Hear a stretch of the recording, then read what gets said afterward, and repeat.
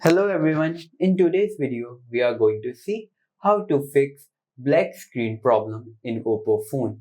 If you are facing this similar problem, then I recommend you to first hold your mobile and clean your charging port.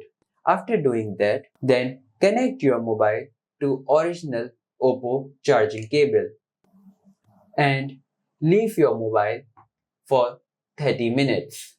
After 30 minutes, hold your mobile and press the power button.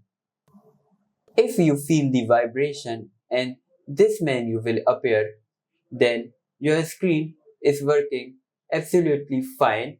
You just need to do system update in your mobile. But if this screen do not appear and you feel the vibration, that means you have a hardware problem.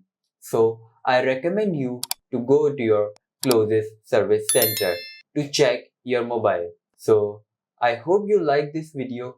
If you do like, please hit like, subscribe, and I will meet you in next video.